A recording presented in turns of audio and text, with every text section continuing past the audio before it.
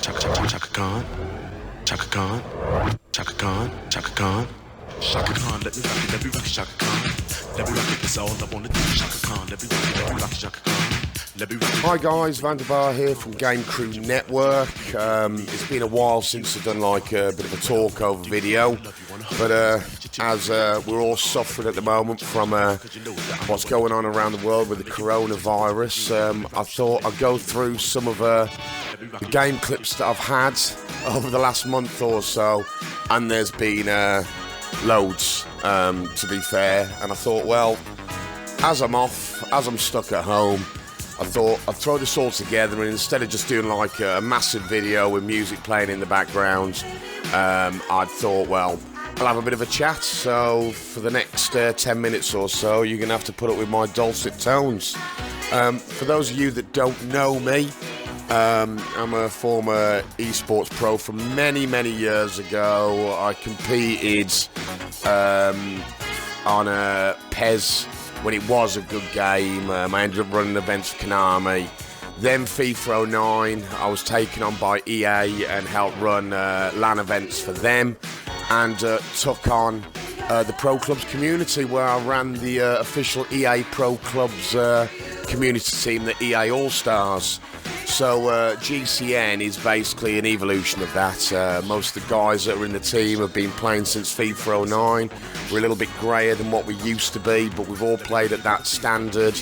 GCN, we do anything from small man to 11 man to mid-range. We only play in the higher divisions, We're competitive, but we prefer to try and play the game the right way, if there is a right way, obviously. Some other news, I suppose, is sort of like myself. I compete on VPG and have just signed for VPG Colombia. There's a world international event going on in the next couple of weeks, and the manager, De Bruyne, big shout out to him. Took me on the other day. I've been playing with the boys, and I like the way that they play. They play a good style of football, it's pretty enjoyable. So I'm looking forward to taking part and involving myself in some games with them. Also, a bit of a shout out to VPG themselves. They're probably the only site now that I'm be willing to take part in. That's not saying that I don't think what the other sites do are doing a bad job or anything, but I like VPG's philosophy in pro clubs and what they're trying to achieve. So a big shout out to them. I'm obviously playing on the Xbox side, which is up and coming, but hopefully at some point that will get the same sort of recognition as the PlayStation VPG community, where the likes of World of JCC plays on. And if you haven't checked out any of his videos regarding pro clubs, bit blue but very funny, very informative though. I find him possibly the most entertaining of the pro clubs streamers, influencers out there. But yeah, really, another shout out there also to Reflection Esports, who are also South End Esports, especially to RFXN Rab and RFXN Noxy. I'd say if it probably wasn't for those two guys, I probably wouldn't have got involved in VPG this season, because I was just taking some time out. But at the back end of last year, or last season, on FIFA 20, I helped out their team, who were playing in the Premier. Sort of got the bug again, and decided, well, yeah, why not get involved when I'm not doing my GCN stuff? Anyway, right, so that's enough of me going on.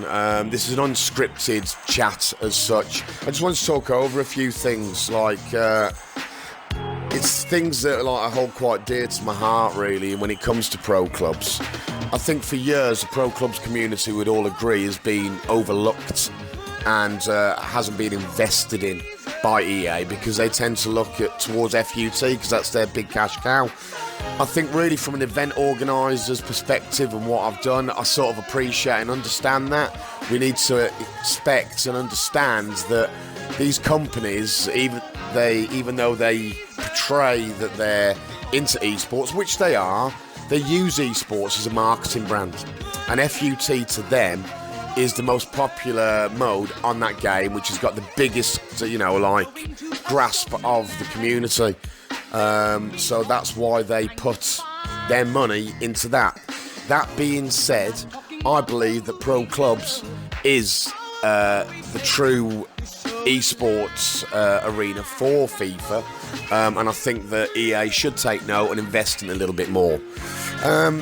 But that comes down to the community, and for me, one of the reasons why it hasn't happened is some of the community. If you look what goes on and the way that people act and the way that they speak and the way they treat other people on these independent sites that run competitive pro clubs, well, EA are watching, they are reading, it's part of their job, they are taking notice.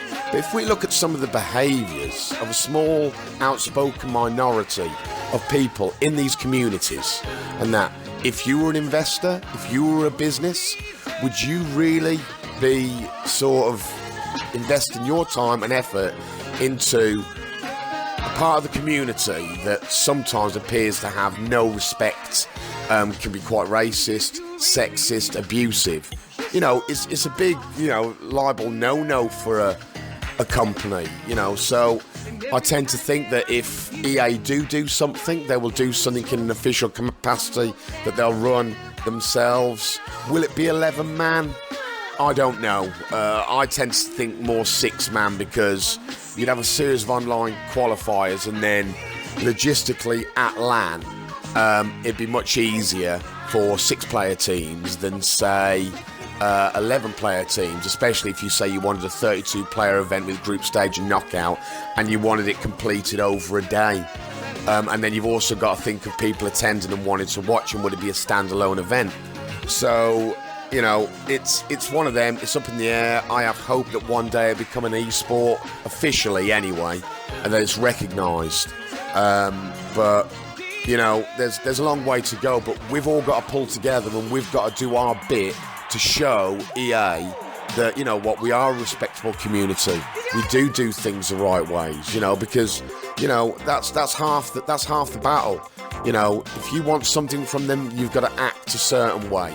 And I know that myself from what I used to do, so, I got involved in running official events and that lot because I was a gamer, ran my own little independent event, but because I acted in the right way, because I was professional, because I had strict rules and procedures, I was a safe bet to, bring on board.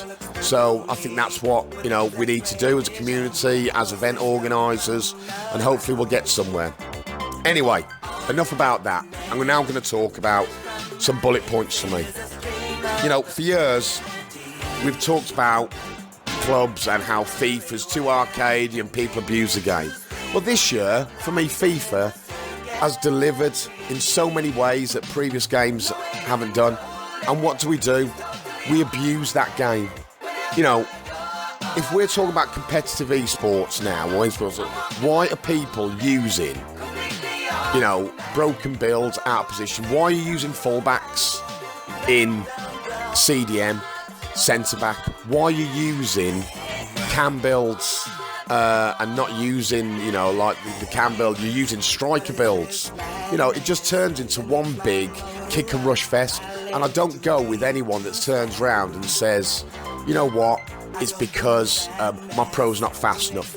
There's a reason for that. The engine's built on passing. Don't get me wrong, it's got its bugs, but the game is built on a passing engine where the centre of the park is supposed to be about technique, movement of the ball, good positioning. Yet everyone wants to play 5'4" striker builds or fullback builds, and you know what? It just becomes a bit of a crap spectacle to watch.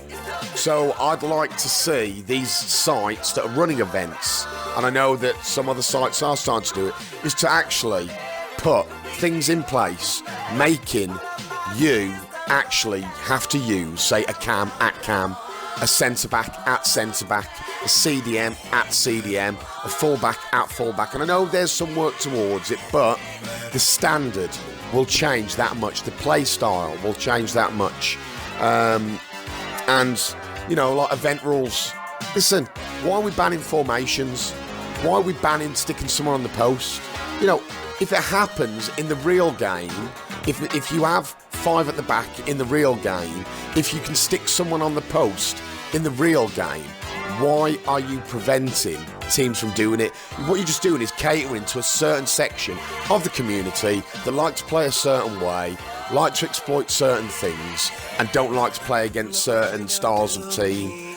So yeah, for me, it's those sort of things that need looking at. You know, this was like an unscripted chat that I'm having here, so I didn't really want to go through regimented ways of talking about stuff and this is how it should be, but it's just a bit of food for thought. So I'm going to be pretty much done there. Hope you've enjoyed it. Hope I haven't bored you too much. And yeah, give this a like, pass it on, give us a reply. And I will endeavour to try and do more stuff. And if you get a chance, check out the VPG podcast. Really informative.